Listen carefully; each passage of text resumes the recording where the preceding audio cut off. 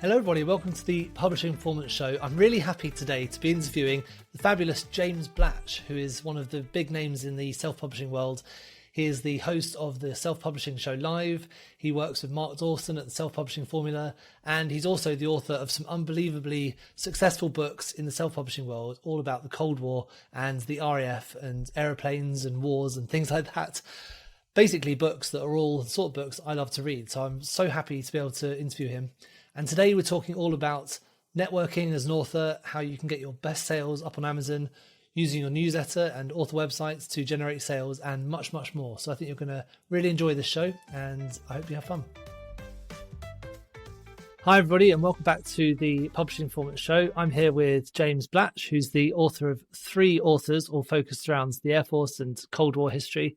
And he's a former BBC defence reporter and a film examinator of the British form of film classifications. Thanks for joining us, James. Hey, Teddy, thanks for having me. Yeah, so it's been great to speak to you. I've wanted to have you on as one of my first guests because I was meant to go to the self-publishing show, but my wife was giving birth at the same time. But and you prioritised that, weirdly. The hospital came first, I'm afraid. Yeah. But I would love to hear a bit more about that later in the show. But I'd like to talk to you more about your books at first. So I know you've got Final Flights, which is one I've been reading recently, and I've really been enjoying it. It's focused around sort of the Air Force and the RAF during the Cold War. Tell us a bit about that book and your inspirations with it. Yeah, I mean, it's a bit of a cliche, but everyone says they have a book in them, right? You know, you meet people all the time. I've got a book in me, and that was the book that was in me. And the books that have followed it have been a little bit more like an author writing a book, whereas that book was the one that fell out of me. And I'd started and stopped a few novels over the years. When I was younger, I used to like writing and thought I could write books, but it just wasn't accessible or a realistic career for most people. And so, like everyone else, they just got put in dusty drawers. And then it was in November 2010. I was working at the British Board of Film Classification. You mentioned there's a film examiner. And I logged into the early days of Twitter back then, and I saw that one of my friends was doing something called NaNoWriMo.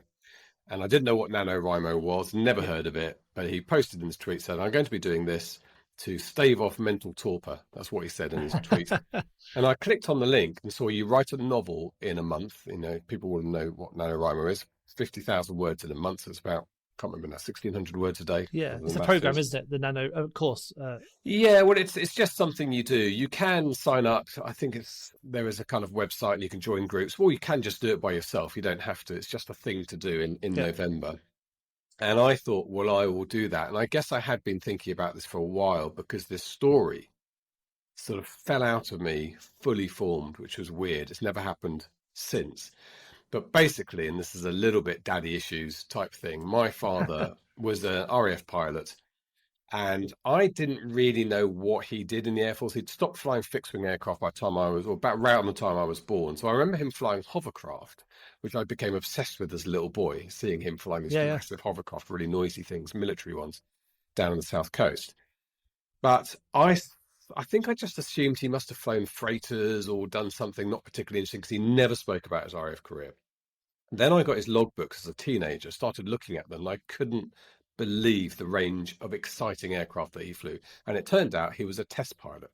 So he was a decorated test pilot, and he worked for 6.5 years at Boscombe Down, a secret trials base, which is still there in Wiltshire, and he flew virtually every aircraft the RAF had, and he put it through his paces. He had a new aircraft to introduce in the Argosy, and he flew the Lightning when that came in. I mean, literally everything. Vulcan bombers was one of his main things.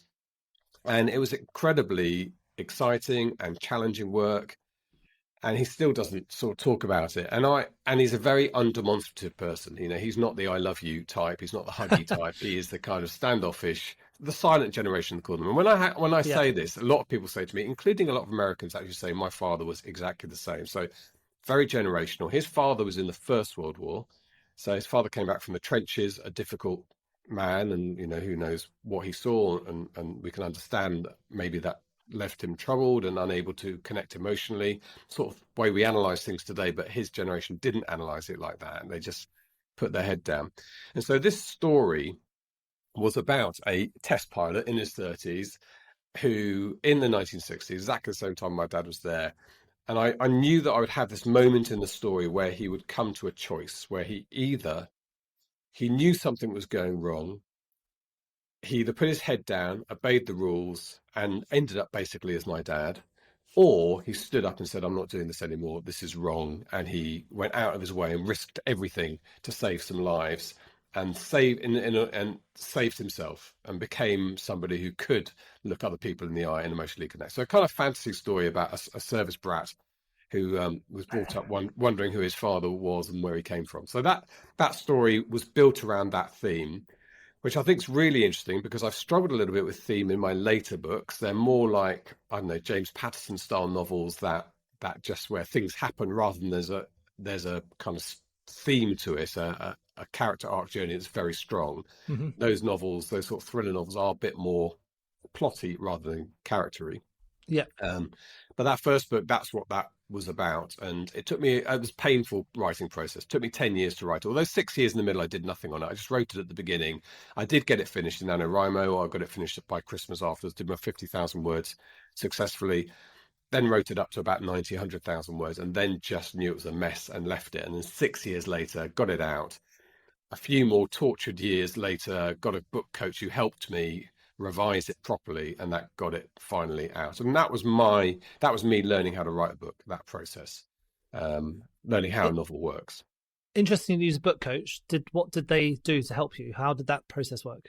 So I had my podcast back in the day, and I interviewed Jenny Nash, who's a big editor based in LA. Has edited lots of best-selling books around the world. She's a fantastic editor. And she was starting a book coaching service. I didn't know what book coaching was. I knew what editing was. But the sort of theory behind book coaching is that before book coaching, you have editing. And what you do with editing is you work in the dark by yourself and you write 100,000 word novel. And when you finish doing this mammoth, unbelievable task, you then hand it to someone and say, what do you think of this? Which is arse around face, right? And there's no other industry that works like that. You don't go off and design a car entirely by yourself after a year and then go to your boss and say, well, I've designed this car. Do you like it? Yeah. It doesn't work like that. It starts on the drawing board saying, well, what do people want? What are we doing here?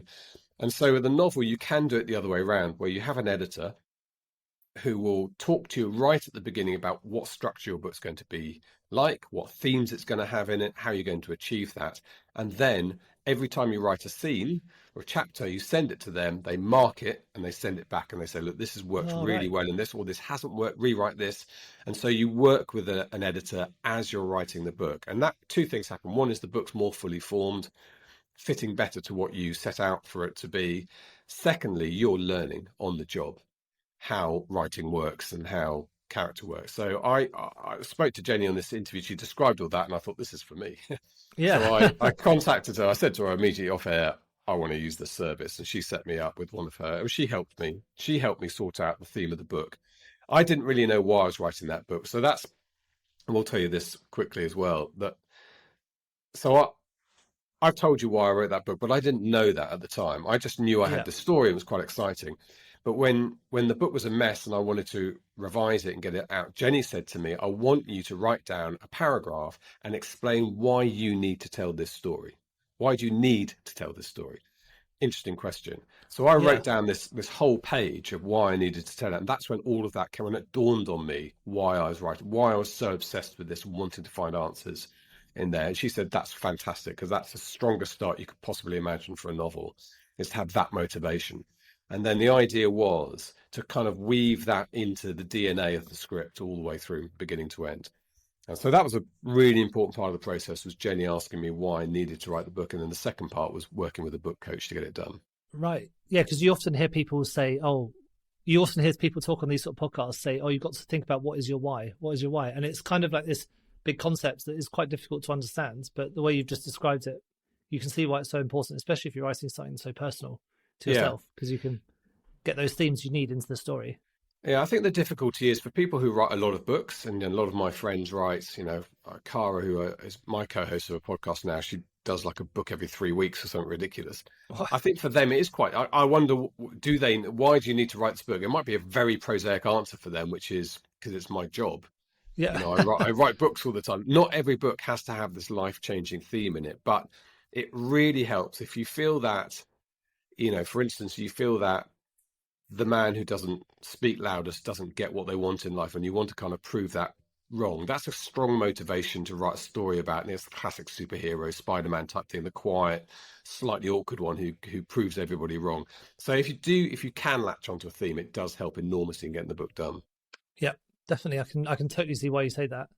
Do you think, talking about those themes and things, do you think your experience with being a BBC reporter, like, I guess you're in conflict zones and things like that, did that have any effect on, for example, the themes or even the characters, and did it help you to write particular types of people, and did it help basically write the book?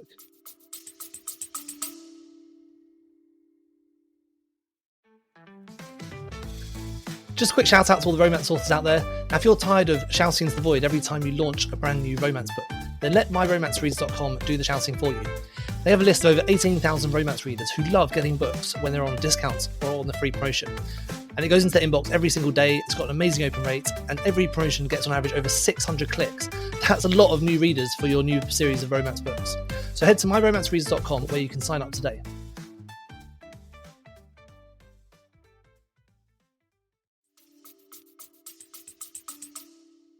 It definitely helped write the book. I think the main help was being around in crew rooms in the Air Force or squadron rooms in the Army, and being a part of that atmosphere, that banter, the way they talk, the way the command structure works, the sarcasm, all the rest of it. I think that's something that, first of all, I loved it.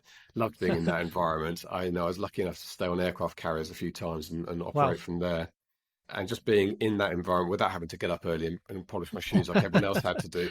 I wanted to make sure that got into the book, particularly the kind of black humor, the coping mechanisms that are very well developed in the military, particularly the Royal Air Force.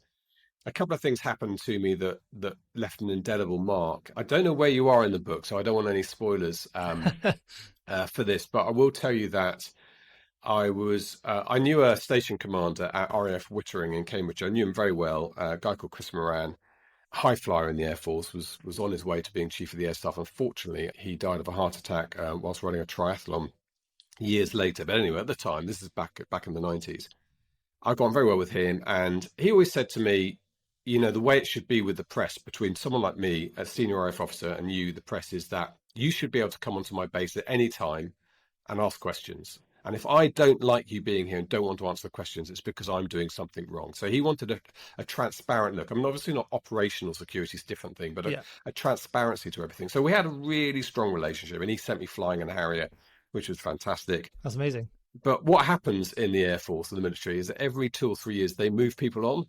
So he did his couple of years at Wittering, and then he said, here's the new guy coming in who you don't know from Adam. And suddenly, I hate to use the word cynical, like contact, but he was a friend and very useful, because I could pick up the phone to him and say, we're doing a story about 2 F-15s in the Air Force. Can you just explain something to me? And he would, even though he's nothing to do with the United States Air Force, he would have the knowledge to give me background. Yeah. So it was very useful. Anyway, the new guy comes in, guy called David, who was very nice, very lovely. He'd just been equerry to the Duke of Edinburgh for a couple of years. So he was looking rather portly at that stage, and had lots of wine and cheese for a couple of years. Then coming back to Harrier flying, he was doing his refresher training on the Harrier jet, which is a complex aircraft to fly. And I met him, and Chris very kindly introduced us. It was a Friday, and he said he's taking over from Monday, so his first week's next week. And I remember him saying to me, what can I do for you? Basically, why are you here? And I wasn't sure how the relationship was going to be going. And I said, look, when there's good news stories, it's easy. Yeah. So if you're doing a charity tractor pull down the runway or something, we can do that fine, but my editors, every day they wake up, they don't worry about the good news story at the end of the show. They worry about the headline. What's the news story at the beginning? And unfortunately, that's sometimes when it's bad news, that's when I'm here. And that's kind of a test of the relationship of your transparency. When things are going wrong, how you deal with it. Are you upfront? Do you front up to the press and you said, this is what happened? And I said, usually those moments, while they're not very pleasant at the time, can be opportunities to show your professionalism. And so that's the conversation we had. A week later, Friday, I'm driving around in the county. It's 2:00 in the afternoon. Get a phone call from my editor, and he said, a Harrier has crashed and there's no news of the pilot. And said, we've got a bad feeling about this, and we think it's going to be our lead story. I need you to get to Wittering. Right. So I got to Wittering. It was the middle of winter. It was dark. I got there about 4 o'clock already. It was a slowish news day, so this was going to be headlines on the main news as well. So all the satellite trucks were in the car park. I got there, and everyone knows I know what I knew, the station commander. I'm on off base quite a lot, so I got a little bit of jeering from my colleagues in the press saying, "Oh, here he's in. The RAF reporter's here." But weirdly, they hadn't said anything to anybody, and nobody was let on, and nobody came out to speak to anyone. So there was this vacuum of news. We knew nothing. They'd confirmed that the pilot had died, but we didn't know anything more than that. Was it a training mission? The Gulf War was building up at the time. And this was not the way to deal with stuff. So I stood there, not really sure what to do. And as I stood there, a officer came out and said, "James, there's a part that you left something, your ID, you left something in the guard room." And I was like, I don't know what he's talking about. But I followed him into the guard room, more jeering from my press colleagues of 30 or so people standing around. In the guard room, they took me through the guard room, out the back of the building, put me in a car and drove me to the middle of the base. And I said, what's going on? And I said to them, "Look, you've got to say something, because people are going to go to press in a minute. They're going to go live on the news, and they're going to make stuff up, not make stuff up, but it's not a best way." And they said, "You'll find out in a moment." Got in the middle of the base. There's a guy called Les Garside Beatty, who was the second in command of the base. And he said, "David's dead." So that was the news station commander. And I was like, Christ. So he'd been there 1 week. Yeah. And he'd been on a training mission. He'd done a loft attack where you pull the aircraft up, got confused in cloud, come down 70 degrees nose down, hit the ground at 500 miles an hour. Wow. And that happened in the blink of an eye at Barnard Castle. And so, I suddenly sort of looked around and I saw everyone was in tears, and there was this oppressive. It was shocking to see it that close. And Les said to me, "What do you think we should do?" And I said, "We obviously," they didn't really need my help at that stage. Les had worked things out. It'd just taken them a little while to gather their wits about them. They invited the press on. I said, "Put them in front of a Harrier, be in your flying suit, get out of your uniform, be in your flying suit, look operational." And that's what he did. He did it all brilliantly, and he answered all the questions, and that was done. But as we went out, we went past the officers' mess, and Les said, "Do you want to come in for a drink?" I thought, slightly odd. As I got closer to the officers' mess, it was the noisiest place. It was like the aftermath of a wedding. It was packed to the gunwales. Everybody in the station, or officers, every officer in the station was in there, and they were drunk. Yeah. And I actually said to Les, "I don't think it's right for me to come in here." So he said, "Fair enough." And he took me back to my car. But that's how they dealt with that. And that was a little creak of the door open for a civilian to look into the military world of how they deal with stuff. And it might look incongruous to some people, and I know the Americans do it differently. I found that out as well.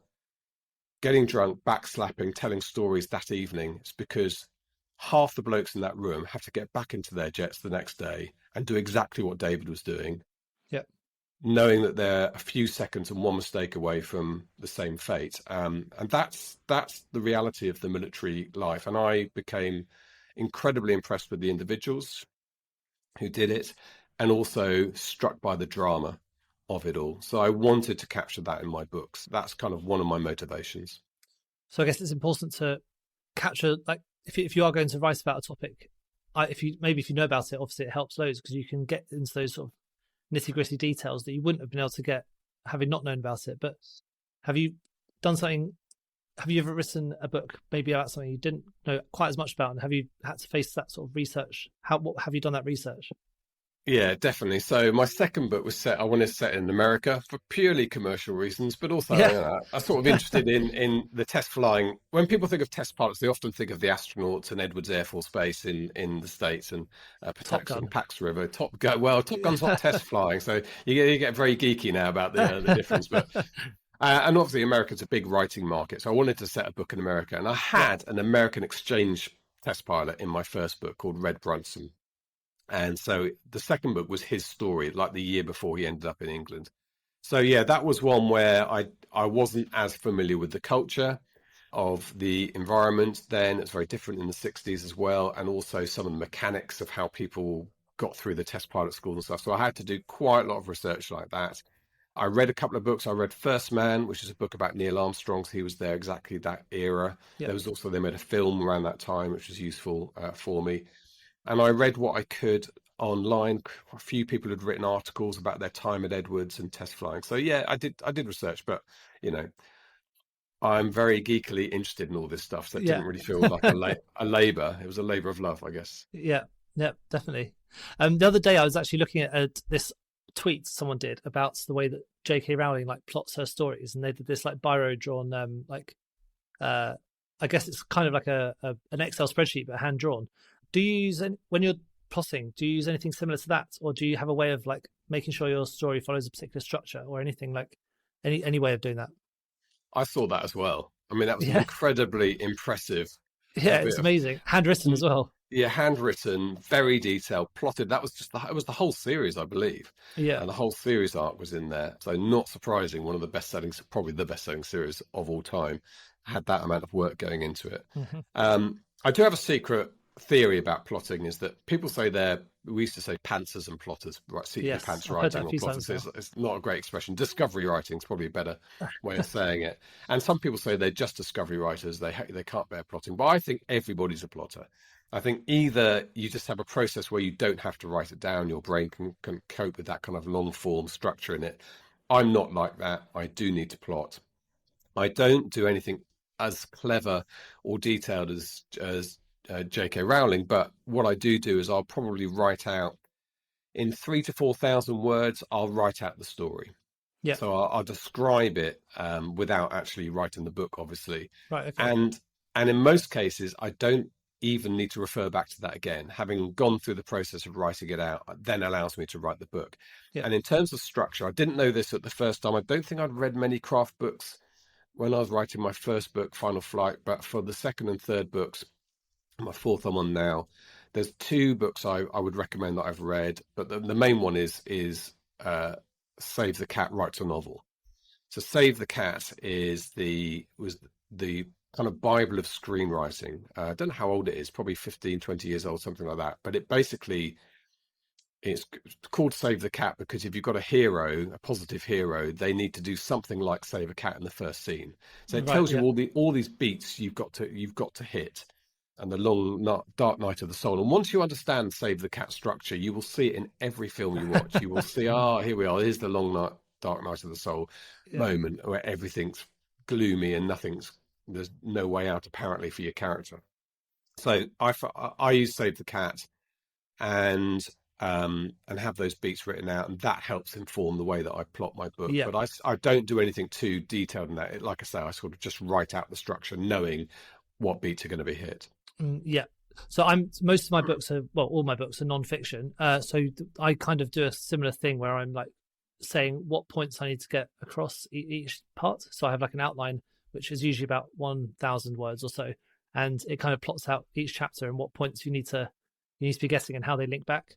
I find it makes it much easier to get that editing done at the end as well. Yes, yeah, definitely. And it's interesting that people writing non-fiction plot in the same way, because you often think non-fiction books are different, but it's all about telling a story. Mm-hmm. And you have the same beats with non-fiction that you do with fiction. Yeah, in fact, exactly. the very best non-fiction books read a bit like novels. I would say Dava Sobel's Longitude is a fantastic non-fiction book about, it sounds really dry, about the invention of an accurate wristwatch, but it has saved millions of lives because they need to know where they are at sea, and they can only do that with an accurate watch. So this guy called Harrison eventually made, but it is brilliant. And there's another book by Claire Tomalin, who's a brilliant autobiographist who wrote a book on Pepys.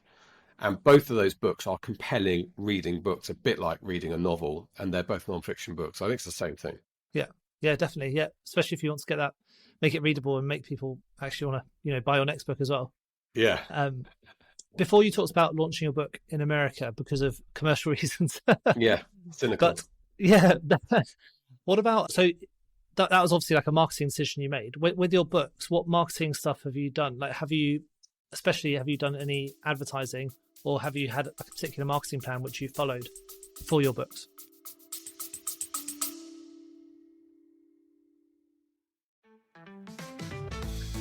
Just a quick shout out to all the romance authors out there. Now, if you're tired of shouting into the void every time you launch a brand new romance book, then let myromancereaders.com do the shouting for you. They have a list of over 18,000 romance readers who love getting books when they're on discounts or on the free promotion.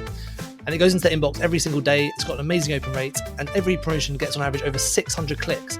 That's a lot of new readers for your new series of romance books. So head to myromancereaders.com where you can sign up today.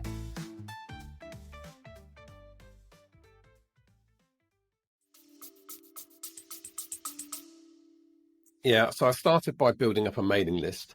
So I wrote my first book very publicly. I talked about the tortured process and the agony on my podcast. So I ended up with a lot of authors on my mailing list, which actually turned out to be not particularly helpful, because Amazon really cares about your also boughts. Who's buying your books. It helps inform Amazon's algorithms who to send your book out to as a possible prospect. And if you're getting people who read romance buying your book because they listen to the podcast, which is lovely of them to do that, but so I actually found it quite difficult selling my book organically. So I used advertising. Yeah, Amazon Facebook ads. Yeah, Facebook ads advertising, actually. Facebook ads was my main advertising method. And the reason for that is that even with Amazon ads, it's still working off that algorithm, which is a bit confused for me at the beginning. It didn't have, I need men in their 50s onwards who are interested in aviation and military air museums and stuff like that, which I can do on Facebook. And despite a lot of interest disappearing on Facebook, some of those are still there for me. And when you're driving traffic, it's really important to drive the right traffic to your book. Because driving the wrong traffic to your book is a shortcut to getting bad reviews. Books that get bad reviews don't normally get bad reviews because they're bad, whatever that means. They get bad reviews because they're in the hands of the wrong reader. Somebody's confounded their expectations. So I use Facebook ads to relentlessly drive that audience member to my books. And that gradually undid all those disparate buyers I had at the beginning and forced and helped Amazon understand who my readers are. So that was a long haul, couple of years, running mainly Facebook ads. Then I started running Amazon ads. They started working. But I've got to say my biggest breakthrough in the last year and a half has been my German translations. Okay, that's interesting because I spoke to Brownell Landrum last week, and she said her translations have been like in Germany have also done exactly the same thing. They've been amazing. Yeah, it's put me. I mean, making a profit with 2.5 books, 2 novels and a novella is difficult. You need a series of 3, 4, 5, 6 before you start really getting the read through, giving you profit. But I am very profitable in Germany, which is fantastic. Right. And I think partly that's because my German also boughts hadn't been contaminated. Right. Okay. Because I didn't have German listeners buying the books. How do you translate them? Do you get do you use AI or do you use a person to do it all? So far, I have used humans. I've used Fiverr.com, and I found a really nice guy. A top tip is if you get your books translated into German, you need to get somebody in Austria to do it, because a German translator in Germany, if they've translated your book, owns copyright of that version. Which is absolutely nuts. But that's crazy. German law. Yeah, completely crazy. Normally, they don't do anything with it. It's just a kind of sits there, but they could screw you over. It was an unscrupulous person. And just from a business point of view, you don't really want it like that. No. So for a German translator, I think maybe you could have a pre-contract that would work around that. But the easiest thing is to find one in Austria. Right. So it's, an extension of the same language. So that's what I have. I have an Austrian translator. And because it was Fiverr and not one of these kind of, I wasn't paying $10,000. I was paying $1,000 to get my book translated, which is ridiculously cheap compared to a lot of people paying. Because of that, I then got a second separate editor in Germany. The editing can be done in Germany. So I've got a German editor who went over that translation and made another pass at it, which is another $1,000. So it cost me $2,000. I say dollars, probably pounds, £2,000 to get my books translated each. Yeah. But AI is moving really quickly at the moment. Anthropic's Claude is apparently stellar at translation. So I've been using Anthropic for all my blurbs and ad copy in Germany. So I'm absolutely not averse at all to using AI in the future. And I may try it out with my novella, which I haven't translated yet. Yeah, definitely. That's really interesting. I didn't know that about the Austrian, but also the translations. Yeah, it's 2 people have said that now, so it must be a thing. Like, I think the German market is actually quite underrepresented. People concentrate on translating Spanish because of America, but I think Yeah. Germany's actually the second biggest Amazon market. It's bigger than the UK, which It is, just yeah, and it's growing, and it's yeah, where probably we were in terms of take up of Kindles, and that's where we make most of our money selling ebooks. And take up of Kindles, it's probably where we were 5 years ago. So, and remember, 5 years ago it was a lot easier to sell books in the UK than it is today. So I would say take advantage of that, but do it properly. Don't put out a half-assed translation. Germany is quite a tricky language to translate into because there's formal and informal in Germany, and you have to work that out in advance. What characters are going to be described informally and formally, and stuff that you don't necessarily know about. And then, so invest properly in the translations because you'll get very bad reviews very quickly if yeah, it's not done well. yeah. That makes sense. But go back to your mailing list that you were talking about before, and using your mailing list, and it wasn't right. That is actually, I've got a couple of mailing lists because of a couple of businesses, and I've never like wanted to put my books onto a mailing list that wasn't relevant for exactly the same reasons you have. Have you ever used like one of the services that have mailing lists or newsletters, and they do the marketing for you, something like Written Word Media or one of those sorts of? Yeah, so I do absolutely use them, but I use them for promotions for the book. So BookBub is the big one. I'm getting a featured deal, and I did get an early featured deal with Final Flight, which got it onto the runway and taking off, which was great. But I use them for promotions. But your mailing list is always going to be the strongest launch pad you have, particularly for launches. And so getting that list and in my case, gradually whittling away the authors and just getting it full of the readers of my books has been my target. But Written Word Media, I mean, I'm partly in business with them as well because we founded Hello Books, which is a similar service to Free Booksy. And we have a partnership with WWM. So, but I still use them as a customer. I use the Free Booksy and Hello Books, Nice. and apply for a BookBub. So what I tend to do is apply for a BookBub, get rejected, and then use Hello Books and Free Booksy.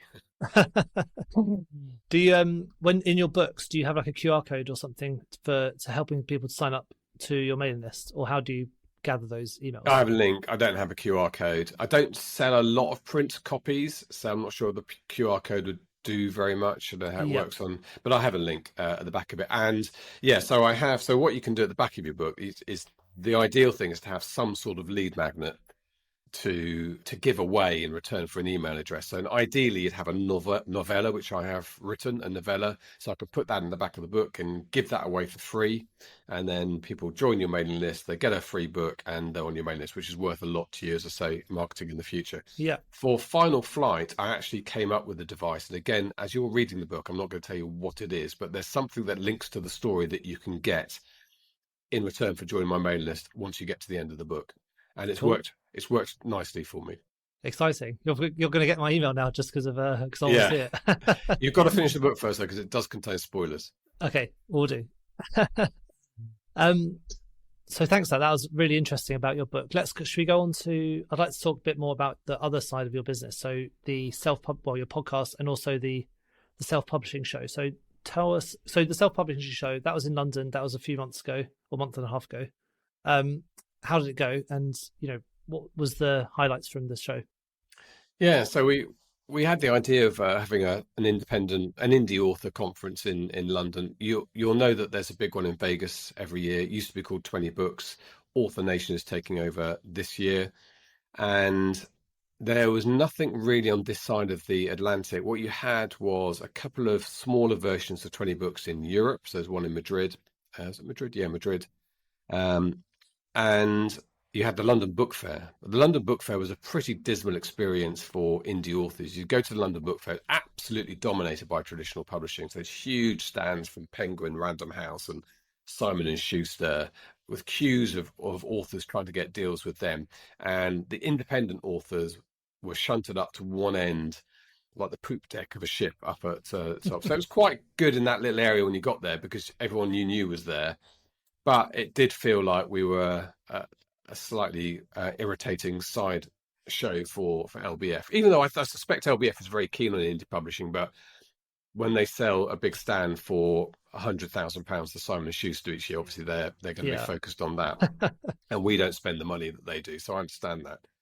But we felt there should be a conference that's just indie authors in the UK. And Amazon KDP were very supportive of that because I think they were buying stands at London Book Fair and thinking, is this the best use of our money? So when we said we wanted to do a conference, it would just be indie authors and 1,000 of them in a hall in London. They said, we'll sponsor it. They wanted to be a part of it. So we got them on board, and we did the first one in 2020, March the 9th. So we were that close to having to cancel it. We were like 4 days away from lockdown. But we got it on, and it was fabulous and great fun. We did the next one, obviously, in 22, having skipped 21 and 20. So it's 24. Is that our fourth one? Is that our fourth? I guess it is. Yeah, must be, yeah. Yeah, which is amazing. And yeah, so I think the cost, it's a very expensive show to put on. So this year I sort of came to a decision even before. Sales were a bit slow. Everything's slowed down a bit this year. I don't know how you found it in your business, but it's definitely been a slowdown in the last 12 months. I mean, book sales have followed that as well. And our ticket sales weren't as good as I wanted them to be. We can seat 900 there, and we ended up, I think, 770, something like that. But I wanted it to be sold out. And it was a struggle to get to 770. And I was thinking, well, we're charging £199 plus VAT, because we had to add VAT this year. So people are paying £225, whatever it is, for a ticket. Plus they've got a hotel, because it's a 2-day conference in London. Hotels in London are expensive. So it's, probably costing people the best part of £1,000 to come down and do the conference. So I actually made a decision even before we'd started that next year we'll do the conference, the main conference we'll do on one day, and we'll charge £99 and we'll fill the hall. And I want to fill the hall with indie authors. And I don't really care about making profit or not. I care about covering our costs. I don't necessarily want to lose money on it. But I want there to be a moment when the vast majority of active indie authors in the UK are in one room at the same time talking about what they love and what they do. So we'll do that, but we'll bolt on a more intense workshop day for those authors who are already making money from their books, have a business and can afford to spend. And that will be a couple of £100 to take part in. And so that's our plan. And so, because that sounds like a great plan, because for me, in my business, I've always thought networking is one of the biggest things you can do to grow the business, to meet new people, get new opportunities. Has that something you've focused on? Has there been any particular, not including your own show, but have there been anything, networking opportunities you've done that have been like, this is amazing, we should be doing this? And have you met some good people? Yeah, I think networking is been very important. It's been very important for the non-fiction side of my business. So that's the online courses that we do at Learn Self-Publishing. So for that business, getting to know the other big industry players and finding areas where you can help each other. Like, for instance, they could come in and teach your audience something about their product, which is of useful. So organizations like Draft Digital, which are aggregators and publish Drive in Hungary, they'll come in, they'll do a webinar, they'll teach people how to use their products. Their products are very well used and very important for indie authors. At the same time, they're getting a shop front window to our built-up mailing list, which has got 250,000 people on it. So that comes from networking, having those conversations. That's been very important. For book selling, I'm not sure if networking is very important, particularly. I think what's important for authors is finding other people who are similar to you, who you can be friends with, who can help you when you're struggling with plot, and being in a little author WhatsApp group and stuff like that. That's important. And you'll find that at conferences, you'll find those people. The other thing it's good for, I think, is finding things on the marketing side that you weren't aware of, tricks of the trade, services that you don't know about. I think all of that generally comes from conversations at conferences. It's quite hard to sit at home, even with the whole web in front of you, and know where to start looking. You can take part in some Facebook groups. And know what to trust as well, because if you're just at home, it's hard to know if the software is any good or if it's worth using. Yeah, who are these people type thing. But at a conference, if you're standing with a group of 6 people and some of them will have used that product before and know them and stuff. So so I'm a big fan of networking. Like I say, I don't think it necessarily helps you sell books. I think it helps you create your marketing ecosystem. And perhaps more importantly, you meet friends. I've got friends for life who I've met at conferences. I just went in the summer, just stayed with some friends in Maryland in the States. A romance author, a sort of science fiction-y author, a lit fiction author, and another historical romance author. And the 4 of us are a tight group of authors who talk about everything, and we now go on holiday with each other. And we met at a conference in Florida 5 years ago. So that's the sort of thing that can happen to you. Yeah, that's really cool. No, love that. Have your show, who's been your favourite speaker so far? Because I know last year this year, you had E.L. James speaking there, which is amazing. Yes. You've had some great people speaking. We have lots of good speakers. Who's been my favourite? There's a guy. So E.L. James is really interesting. Obviously, one of the global superstars of Yeah. book writing, I think the and biggest selling book of the last 10 years or something. it's unbelievable how many Yeah. books she's 170 million. I think she sold copies of that. And if you think she probably made a quid, at least a quid a copy, Yeah. that's successful. And what I found great about Erica is that although she's traditionally published and she produces her films and stuff and moves in a slightly different sphere from everyone else, she has a very indie writer mindset. She converses in the language that we understand, but not every traditionally published author does do that. And she's completely down with the sort of marketing effort we do and running traffic and all the rest of it. Yeah. I would say one of my favourite speakers we've had at the conference is a guy called Mark Recklow. And you weren't there this year, so you wouldn't. No. Would have. Oh, did he speak this year? Maybe he didn't speak this year. We've had him speak for 2 years in a row. I think maybe we gave him a rest this year. Now, Mark is a German. He is a non-fiction writer. He writes self-help books, like 30 Days to Change Your Life, I think is one of his books, so that sort of thing. When I got to know him, he was living in Barcelona. So when we had him on the podcast, I said to him, I'll tell you what, I'll come and visit you. So I went down he was living on a boat in Barcelona. So we went down to his boat, interviewed him. He's an infectiously lovely and funny guy. He now lives in Hungary. Yeah. And I bumped into him. Actually, I went over to visit Publish Drive, who I just mentioned in Budapest a few weeks ago. And he came along and we had a few drinks together. But his speech is absolutely brilliant. And if you want, I'll give a link to the digital version of our conference if people want to watch it. Because if you buy this year's conference, you get all the previous years thrown in, 4 previous conferences, so 3 previous conferences. So he's included in both of those. And it's an electrifying, motivational, stuff doesn't happen by accident. What you do today decides what's going to happen to you tomorrow. And doing successful things and not doing unsuccessful things. Just, it's kind of basic stuff, but you need to be told it. And he tells it in a brilliant way. And he's very funny. So Mark Recklow is my favourite speaker we've had at the conference. Oh, brilliant. I'll definitely give us the link. We'll put that in the show notes for this so you can then click on it and go to it. Yeah, I've only heard good things about the show. So definitely going to be going next year. Really looking forward to it. Good. Well, we better do it then. Yeah.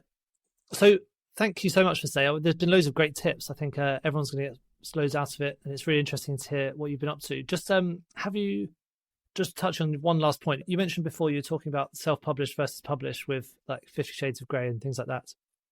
Have you ever considered trying to go down the published route for your books, or is there any reason why you haven't thought about that? I was in self-publishing before I started writing. Yeah. So I was already embedded in self-publishing. I worked alongside authors. I learnt aspects of the trade, particularly the advertising side, without being an author myself, which led me to start a publishing company, ironically, which I sold this year. But for that reason, I'm a fan of the culture and the control of self-publishing. Mm-hmm. And I'm not a fan of being on somebody else's timetable to write a book. I would hate that. I would hate to know I've got to hand in this manuscript in September, and then I'm going to have the edits back to them in May, whenever it is. Conversely, I don't like the slow nature of it, and I don't like the quick deadline nature to the writer. So there's nothing about traditional publishing that attracts me. I wouldn't say never forever, I suppose. If I get to a point where I simply don't want to open up my Facebook ads accounts anymore, maybe I'd sell my backlist to somebody at some point. But for now, I love being a self-published author. I enjoy the marketing and I enjoy the freedom of writing. If I don't want to write a book, I won't. If I do, I do. Yeah. And that's worth more than seeing my book at the airport, which would be nice from a vanity point of view, but it doesn't equal the benefits of self-publishing to me. No, definitely. And for people who are just starting out, have you got any sort of key tips? Like most people listening to this might not even have written their first book yet, or they're in the process of doing it. So what's the main bit of advice you'd give them when they're first starting out?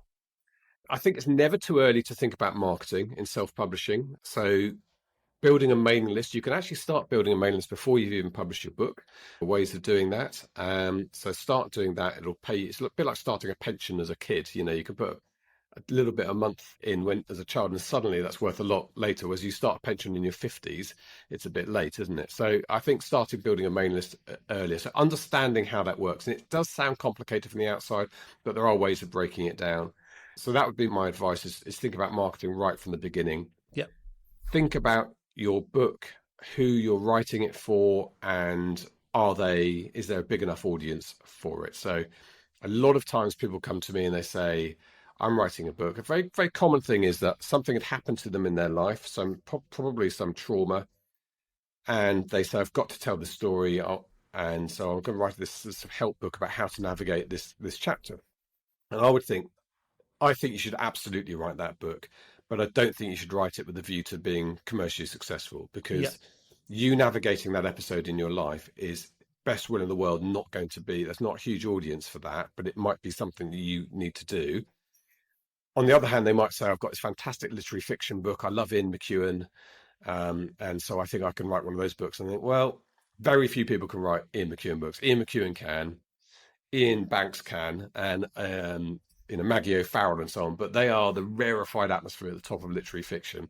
Most people sitting on the tube reading a book are reading James Patterson or Clive Cussler or E.L. James, and those are the books you should be looking at, emulating genre fiction books with a series in mind, and understand the structure of those books. So if you get that bit right, the sort of, again, it comes back to what I said earlier about building the car in the dark and then saying to our boss, I built this car, do you like it? Yeah.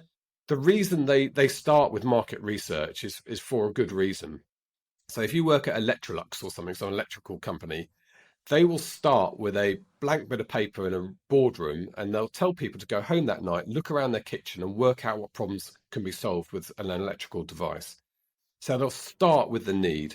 That's what we should be doing as authors. I mean, it's not the traditional way of doing it. The traditional way of doing things is, I've got this amazing book, and you go to your agents and query notes and stuff. But the best way of doing it is, what do people want? I'm going to write that. Yeah, loads of people forget about the keyword research at the beginning and what people are actually searching for. And that's, especially with non-fiction, it's particularly important. But I mean, obviously with fiction, it's the same thing. People are looking for particular genres, types of books, particular keyword search terms, I think it's easier with non-fiction, actually. I think it's easier to come up with that, because in non-fiction, when you advertise non-fiction, you're basically solving a problem for somebody. You're answering a question, yeah. Yeah, you're answering a question. With fiction, you're hoping somebody, you need to sell the worst fiction books to market, the ones that don't clearly sit in a genre. If somebody says to you, well, it's a little bit sci-fi, but it's a little bit romance as well, you think, well, I don't really know what that is. But if they say, I've written an epic sci-fi, it's a bit like Star Wars, you know what that is and you can advertise that. Yeah. I've written a contemporary romance, it's got a bit of spice in it, I know what it is, I can advertise that. So being definite about it, that's the best thing you can do, and then do a good job of writing the book. Brilliant. Well, thanks so much for all those tips. What are your plans for your next books? What are you working on at the moment in your publishing world?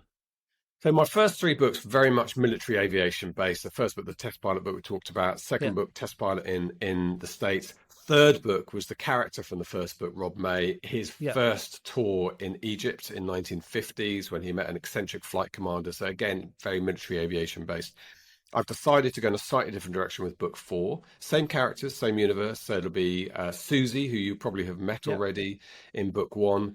Her in her MI5 job 4 years after those events, and it's going to be a bit more Jean le Carré espionage and a little bit less Royal Air Force military flying. Oh, amazing. So I'm looking forward to that. I'm about 30,000 words into it at the moment, writing it literally today, and I'm looking forward to that. I'm enjoying that. So she's going to end up in Berlin, of course, at some point. Oh, amazing. Yeah, I've been reading the Rory Clements books, so it sounds quite similar to that. Yeah, and I've been quite inspired by that, and also the Mark Herron's Slow Horses series recently, which is modern day set, but I do love the whole intrigue of the security services. So. Yeah, definitely. That's the book I'm reading at the moment, is the Slow Horses, because I watched the TV program. Yes, it's excellent. Brilliant. So thank you so much. So just the final question is there any book that you're reading at the moment, or one that you recommend that you think everyone should be reading, but maybe isn't? Well, I mentioned Save the Cat earlier. Save the Cat, yep. Which I always forget her name, but I'm going to tell you her name because I looked it up. Jessica Brody. So Jessica Brody writes Save the Cat writes a novel.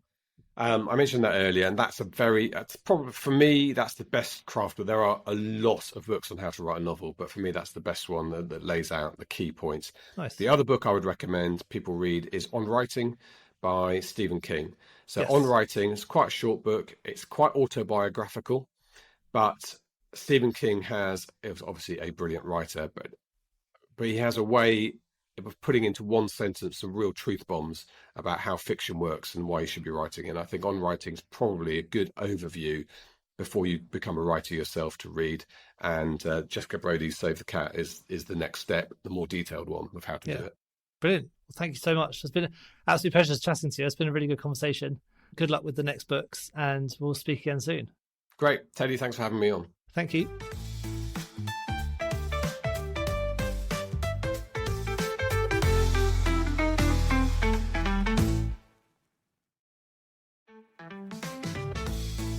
Thank you so much for tuning into the Publishing Performance Show. I really hope you found today's episode inspiring.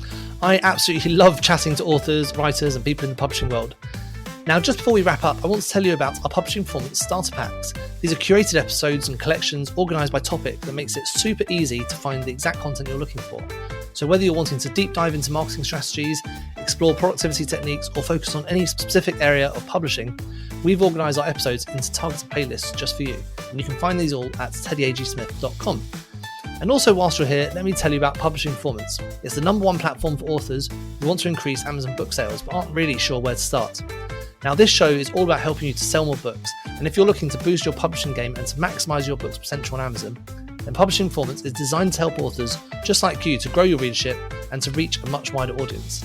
Now, I know that Amazon ads can be slightly complicated, which is why Publishing Performance is like having a personalised ad account manager to create your ad campaigns for you, to choose your best keywords and to make adjustments in real time and to optimise them over time to save you money and to make more sales.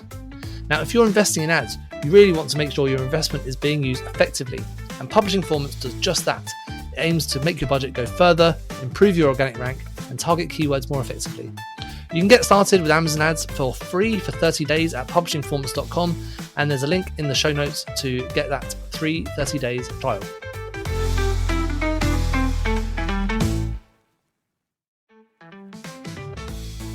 Thank you so much for tuning into the Publishing Performance Show. I really hope you found today's episode inspiring. I absolutely love chatting to authors, writers, and people in the publishing world. Now, just before we wrap up, I want to tell you about our Publishing Performance Starter Packs. These are curated episodes and collections organised by topic that makes it super easy to find the exact content you're looking for.